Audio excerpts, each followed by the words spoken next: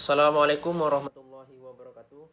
Baiklah, perkenalkan nama saya Agus dengan NIM 1062300055, program studi Hukum Tata Negara 3A, mata kuliah Hukum Pidana dengan dosen pengampu Bapak Muhammad Aiman SHMH.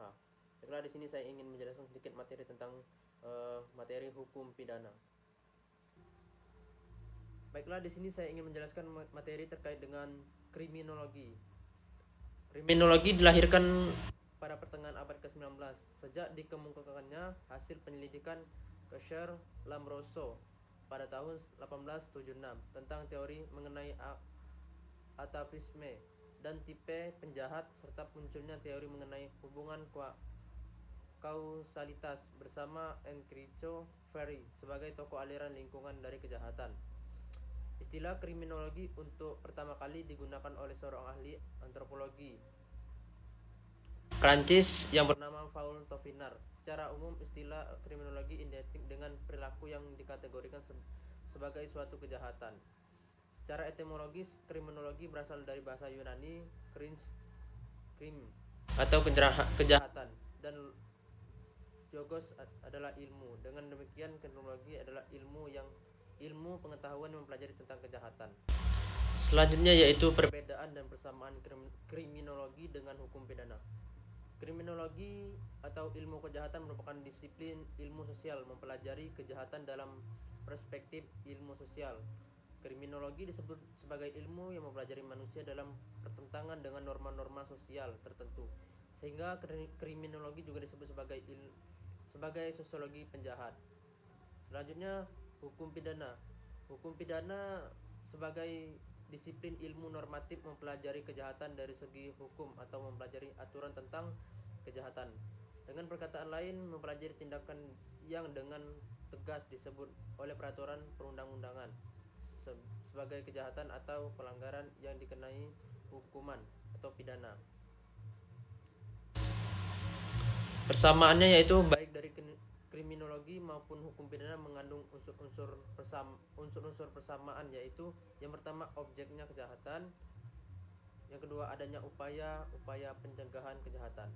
Dari segi perbedaan, kriminologi yaitu ingin mengetahui apa latar belakang seseorang melakukan kejahatan. Hukum pidana menetapkan terlebih dahulu seseorang sebagai penjahat. Baru langkah berikutnya giliran kriminologi meneliti mengapa seseorang itu melakukan kejahatan. Kriminologi memberi bahan untuk perumusan perundang-undangan pidana. Hukum pidana, pengertian kejahatan telah dirumuskan, dikodifikasikan dalam KUHP pidana dalam KUHP. Baik, materi selanjutnya yaitu hubungan kejahatan dengan kehidupan masyarakat. Yang pertama itu hubungan kejahatan dengan perekonomian. Bonger mengatakan bahwa tidak hanya dipersoalkan sampai di mana faktor-faktor ekonomi seperti kesengsaraan mempunyai pengaruh terhadap kejahatan, tetapi juga sampai mana suatu ekosistem ekonomi melalui semua lapisan masyarakat akhirnya menguasai seluruh kejahatan. Pernyataan Bonger ini dapat dipahami bahwa alternatif solusi mengantisipasi kejahatan dimaksud adalah bagaimana kita mampu mewujudkan suatu kemakmuran dan mempertinggi nilai kebudayaan serta setara ekonomi masyarakat secara umum. Bila hal ini dapat diupayakan, maka secara bertahap kejahatan itu akan dapat terhapuskan dari kehidupan masyarakat. Baik, selanjutnya yaitu hubungan kejahatan dengan pengangguran. Stabilitasi ekonomi dalam kehidupan umat manusia adalah sangat urgen karena ia dapat membentuk sikap dan perilaku manusia menjadi baik dan terhormat. Tapi sebaliknya, ketidakstabilan sosial ekonomi akan mudah membentuk manusia menjadi serakah dan stres, yang akibatnya menjadi pengangguran. Terlebih setelah mengaca diri kemampuan jati dirinya relatif rendah, tingkat pendidikan dan penguasaan keilmuan juga rendah. Kondisi lapangan kerja sempit, tingkat urbanisasi di berbagai daerah relatif meningkat dan penguasaan ekonomi sangat tidak mencukupi karena memang pada dasarnya dilahirkan dari kalangan miskin.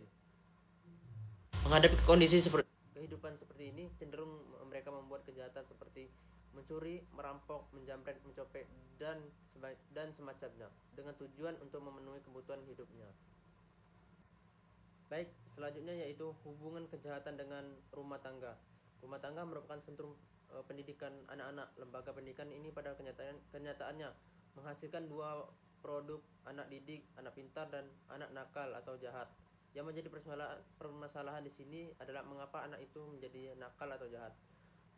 Surjatno Dirjosisworo mengemukakan bahwa rumah tangga yang menghasilkan produk anak-anak nakal biasanya di dalam rumah tangga itu terdapat beberapa macam faktor. Yang pertama, anggota keluarga yang lainnya sebagai penjahat, pemabuk. Yang kedua, tidak adanya salah satu orang tua atau kedua-duanya karena kematian, perceraian, dan melarikan diri. Yang ketiga, kurangnya pengawasan orang tua karena masa bodoh.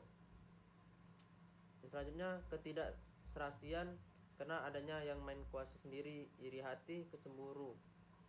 Selanjutnya, perbedaan racial dan agama maupun perbedaan adat istiadat rumah piatu, panti asuhan. Selanjutnya, tekanan ekonomi seperti pengangguran, kurangnya penghasilan ibu yang bekerja di luar negeri. Baik, materi selanjutnya yaitu faktor-faktor penyebab terjadinya suatu kejahatan. Baik, di sini saya ingin menyebutkan beberapa faktor. Yang pertama itu adalah faktor sosiologis. Yang kedua yaitu faktor biologis. Yang ketiga, faktor psikologis. Yang keempat, teori subkultural delinkuensi. Selanjutnya teori ekologis. Selanjutnya yaitu teori konflik kebudayaan. Baik, materi selanjutnya yaitu teori-teori dari kriminologi. Yang pertama itu ada teori asosiasi diferensial. Yang kedua yaitu teori anomi. Yang ketiga yaitu teori subkultural. Selanjutnya teori kontrol sosial. Yang terakhir teori label atau labeling story. Baik, saya rasa cukup. Saya akhiri. Wassalamualaikum warahmatullahi wabarakatuh.